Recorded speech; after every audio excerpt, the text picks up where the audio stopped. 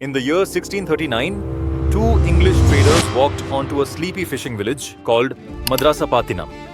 Little did they know they were about to create one of the most powerful cities in the world. Today we're telling the story of how Chennai, from a forgotten hamlet to the engine of India, transformed the future of an entire nation. Before the British arrived, Chennai wasn't empty. For thousands of years, South India had been thriving under kingdoms like the Cholas and Pallavas. These were patrons of arts, culture, and music. The temple architecture that still stands today was built during their reign. The Kapaleswarar temple, constructed in the 7th century by the Pallavas, remains one of the most sacred Hindu temples in the world. But here's the thing. While temples thrived, political power shifted constantly. Local kingdoms battled for supremacy. The region was wealthy but fragmented. There was no central hub that could command international trade, but that was about to change. When the British East India Company arrived in 1639, they didn't conquer. They negotiated. They bought a small piece of land and built Fort St. George, the first fortress in India. But what the British realized that locals hadn't was something crucial. This location was perfectly positioned for global maritime trade. The Coromandel coast offered a natural harbor. But with that opportunity came chaos. Plague, warfare, and internal conflicts nearly destroyed the fledgling settlement. In the 1670s, a massacre of Europeans by anti-colonialists, agitated by the Golconda Kingdom, almost ended the experiment before it started. But the British didn't give up. They fortified Fort St. George. They rebuilt. The British pushed back against external threats and defeated the Golconda Kingdom. They weren't just surviving, they were adapting, building and strategizing. They weren't just a fort anymore, they were becoming a city. By the end of the 18th century, after defeating the French and the Kingdom of Mysore, Madras had become the undisputed capital of South India. It was no longer a trading post, it was an empire. And this is where the real story begins. Because what happened next would shape not just India, but the entire global economy, the colonial boom, the rise of an empire. Between 1750 and 1947, Chennai became the richest city in all of South India. Grand mansions, bustling ports, trade worth millions. The British understood urban planning in a way no one had before in India. They divided the city into functional zones. Georgetown became the commercial heart. Fort St. George was the administrative hub. They built roads, ports, and infrastructure. They attracted merchants from across the world.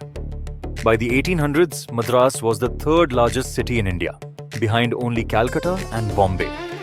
What made Madras truly special was its port. Positioned on the Bay of Bengal, it became the gateway for South Indian trade.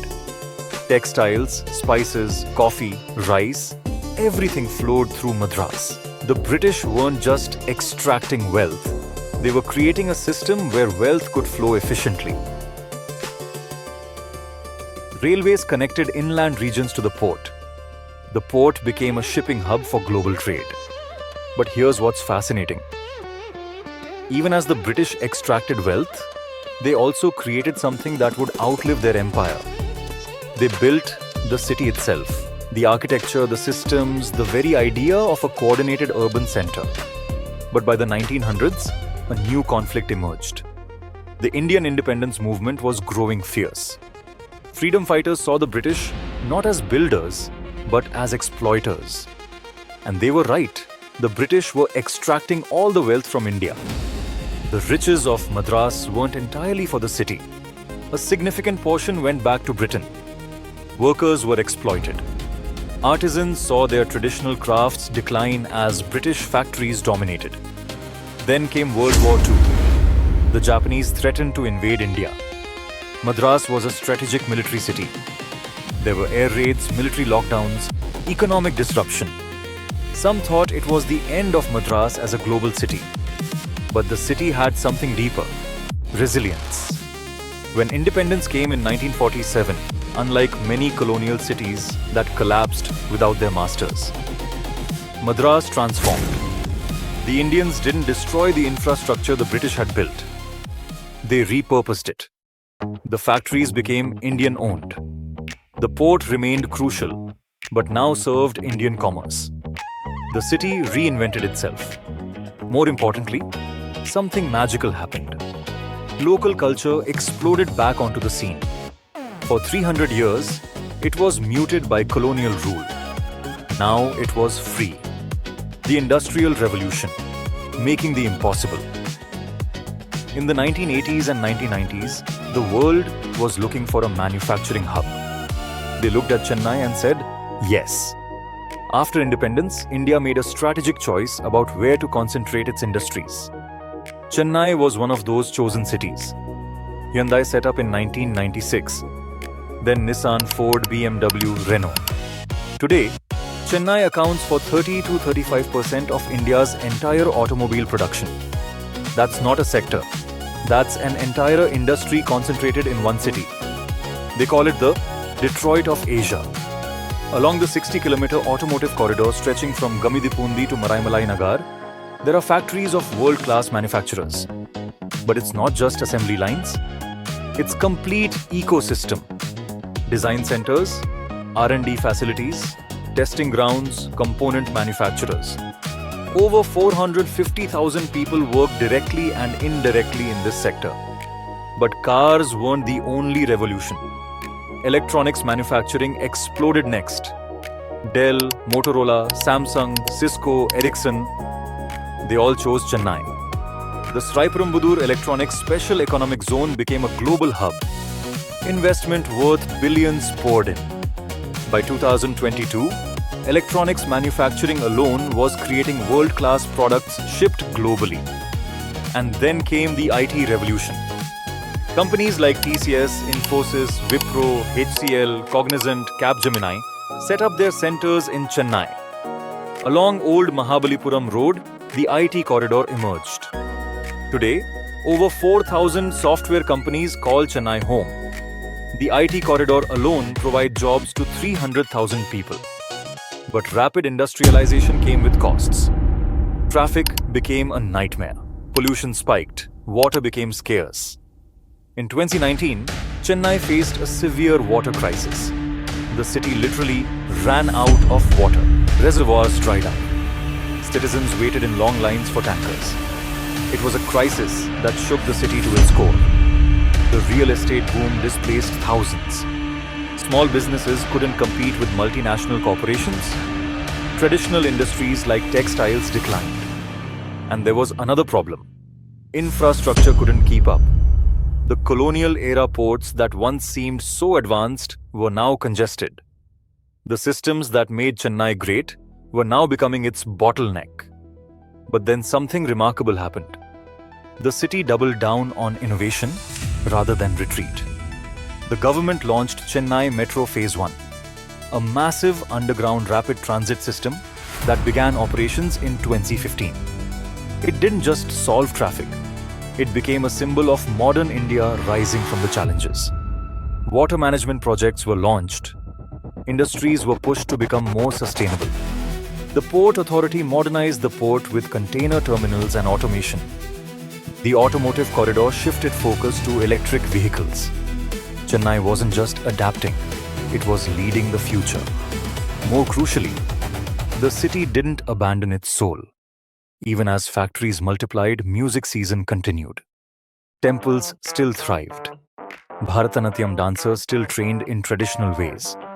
By 2024, Chennai had transformed once again. It wasn't just the city of cars or IT anymore. It was a complete ecosystem. Finance, healthcare, manufacturing, technology, culture. All coexisting. The city that started as a trading post had become a complete economic powerhouse. The healthcare revolution. Healing the world. There's one more thing Chennai became that most people don't know about. Chennai became the health capital of India.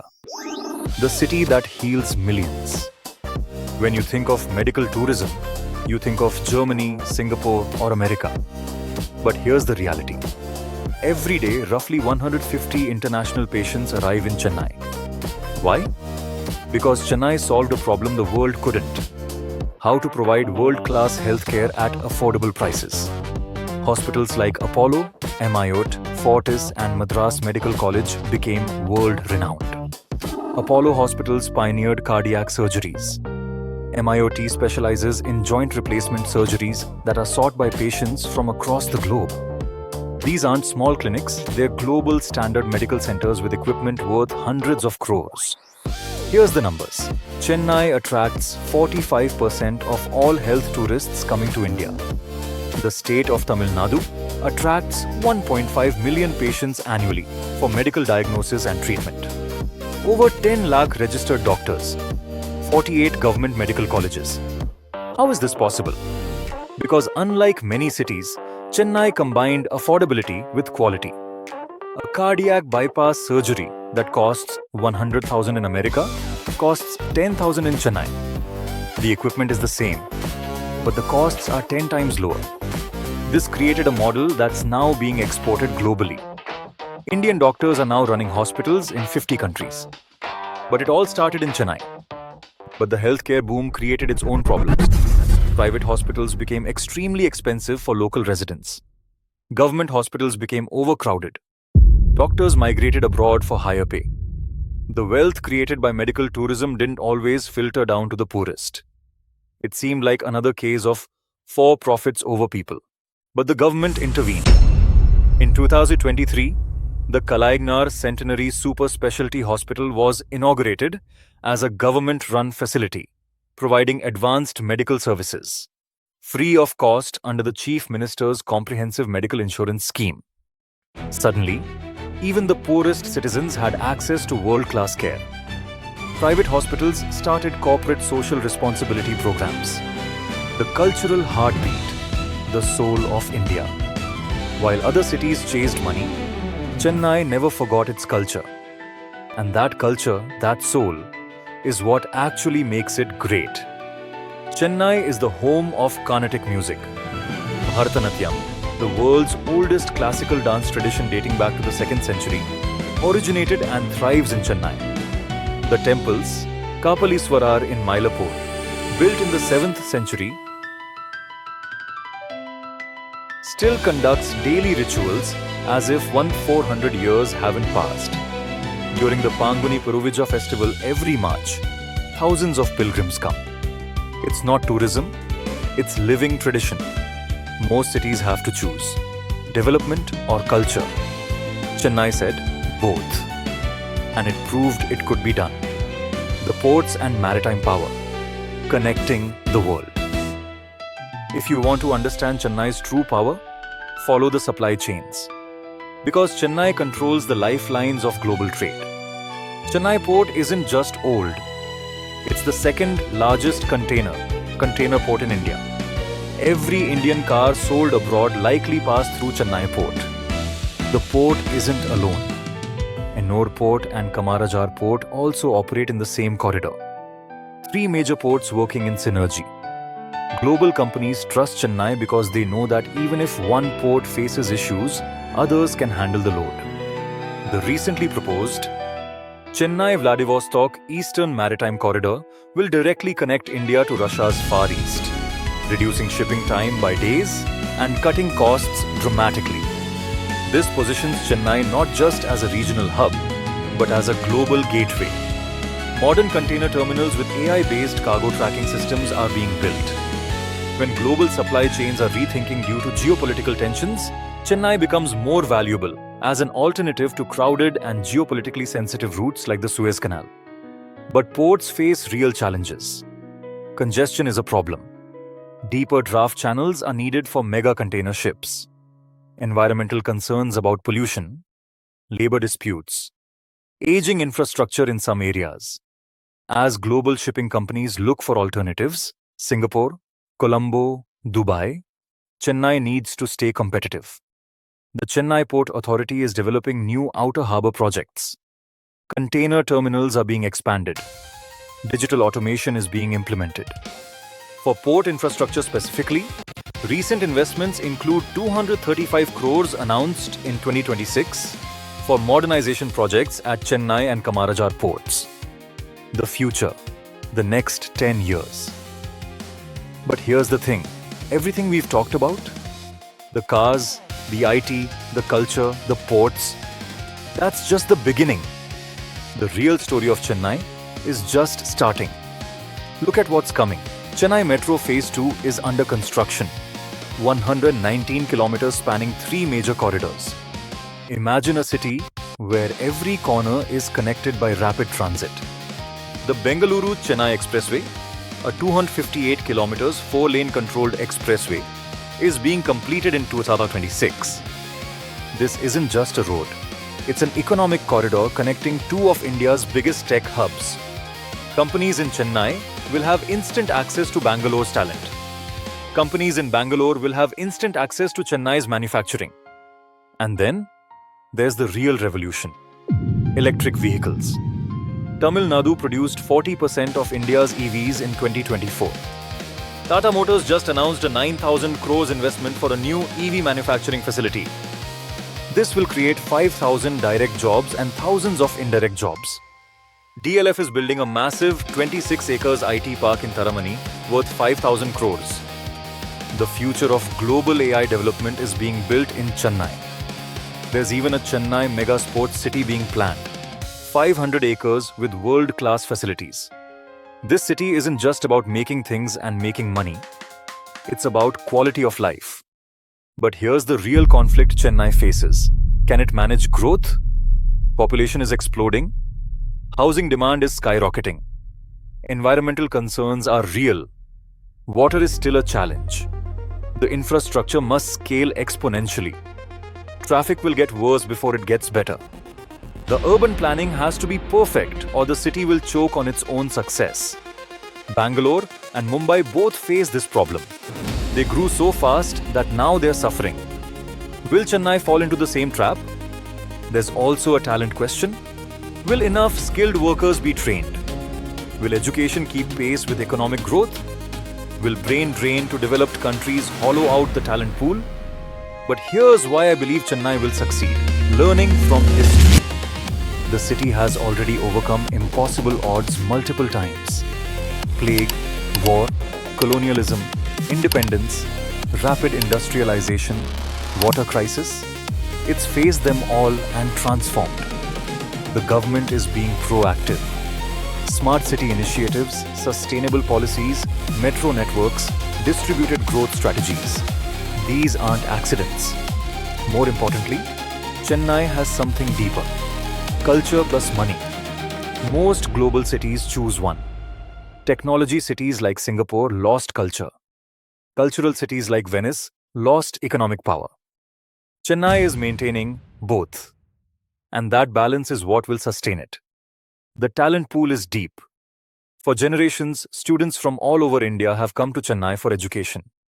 The city attracts the best and the brightest. And now, diaspora is coming back.